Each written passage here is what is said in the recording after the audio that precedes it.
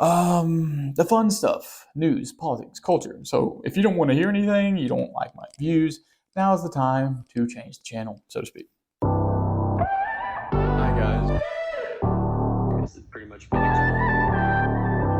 Davis. Monday, 3/10, I believe, was the day, March 10th. The stock market completely tanked, 900 points off the Dow Jones, mainly from tariff talk from Trump. That's a lot of T's. Ooh, tough tariff talk from Trump. Anyway, I don't want to speculate too much, but that's pretty much what most main news commentators are saying. Whether or not you agree with the tariffs, my view on this is that the United States treating other countries the way that the other countries treat the United States is just President Trump looking out for what's best for the United States. However, tariff wars can be dangerous and it can hurt the American consumer. So if prices do go up, that may be a major reason for the stocks falling. But at the end of the day, in my opinion, the main reason for the stock market really plummeting is because of President Trump not really being clear as to, okay, are we raising tariffs or are we not? What is his fundamental principle? He's kind of flip-flopped on the issue, and that is the main, in my opinion, that is the main reason for the stock market really plummeting, because volatility is always in existence when people are not clear as to what the policy is, especially with Trump's tariffing Canada, for example, our main trading partner. It makes sense for China, for Mexico, these countries that have tariffs on our products. It makes sense to tariff them. But in the instance of Canada, it may not make as much sense to be threatening our main trade partner when, in fact, our products are not being tariffed to the extent that he's wanting to tariff Canadian products. So perhaps there's a long-term play here that we're not really getting into. I won't speculate on that. If that is the case, then maybe President Trump is making the right move by tariff war, quote unquote, with Canada.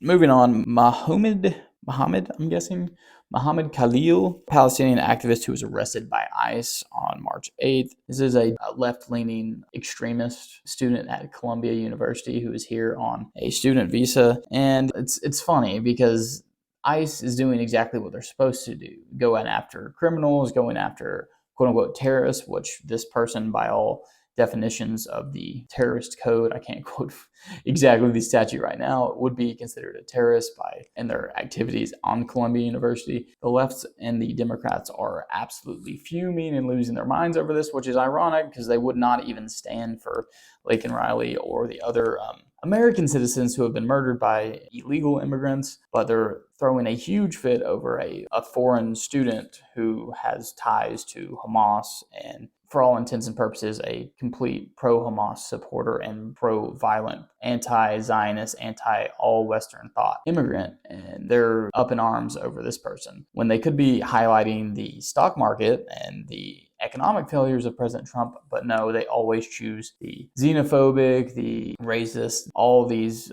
tropes that we're so used to seeing from Democrats. So no surprise, they're just going to focus on this. And it's a losing argument. This is what Americans voted for ICE detaining and deporting people who are literally hate America, and they hate everything that is Western and everything that is great and free about our country. And they are here protesting and on our taxpayer dime and on a student visa, and they're here at a American university, and they basically hate America. So good riddance. This is exactly what people voted for and exactly what should be done by ICE right now. So I don't have an issue with that. So yeah, this brings up an immigration clip that I want to play, and just to show you the extreme shift in our politics and the left's politics and opinions on immigration. So if you'll see in this clip, Hillary Clinton and Barack Obama, not so long ago, they had their common sense view on immigration would basically be considered far right leaning nowadays. So just take a listen. I think we got to have tough conditions. Tell people to come out of the shadows. If they've committed a crime, deport them. No questions asked. They're gone. If they've been working and are law-abiding, we should say, here are the conditions for you staying. You have to pay a stiff fine because you came here illegally.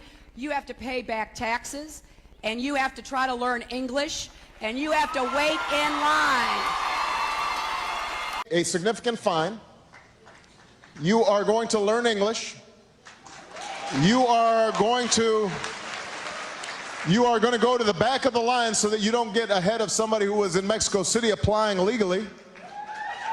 But after you've done these things over a certain period of time, you can earn your citizenship. So that it's not something that is guaranteed or automatic. You've got to earn it, but over time, you give people an opportunity. Now, it only works, though, if you do all the pieces. I think the American people, they appreciate and believe in immigration, but they can't have a situation where you just have 500,000 people pouring over the border without any kind of mechanism to control it. So we've got to deal with that at the same time as we deal in a humane fashion with folks who have put down roots here, have become our neighbors, have become our friends. They may have children who are U.S. citizens. That's the kind of comprehensive approach that we have to take. All right? Nowadays, if any person on the right or President Trump said those things, they would be considered xenophobic. But that was just 10, 15 years ago.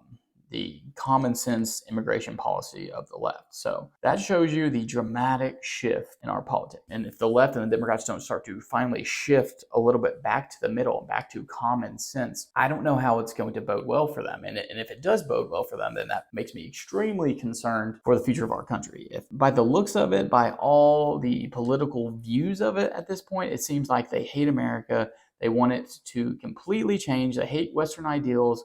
And they believe that we need to be a far left, blue, communist, socialistic bureaucracy at this point. Moving on, this kind of ties into my next topic, which is the melting pot of America, right? What is a melting pot? And what should our immigration policy really look like? A melting pot, it comes from a play back when I believe Teddy Roosevelt was president. He loved the play, he loved the melting pot phrase that was used in this play. And what is a melting pot, right? It's a melting pot of different races, cultures, ethnicities, all into one free America. But the thing is, for any country to be successful, you still have to assimilate and have a common idea and a common goal and common values. If we don't have that, then we don't have a country. And that's why if you look at other countries, the Swedes, for example, are often cited as socialist success country. I believe it's Sweden. If you look at Sweden, they are 95% white. And I'm not saying that we need to be 95% white in America. No, that's not what I'm saying. But they're 95% the same race, and they have the same culture and same foundational principles. That is what we need in America. We don't need everyone to be the same race. We don't need everyone to be the same religion. The differences is what makes us special, but we do need common ideals and goals. And to say that America has never had a Christian European background, foundational, and these ideas of freedom, no taxation without representation, having less government and more freedom and less regulation, more innovation. If you don't believe in these things, then you should not be allowed into America. And if you're not going to agree to assimilate to that, then you should not be allowed. So when we say a melting pot, yes, you can have all these different colors, religions, cultures come into this pot, but when it melts together, it assimilates into the idea of America, of freedom, of prosperity, of lack of government dictatorship. And I'm afraid we're getting away from that. So that's my take on the melting pot.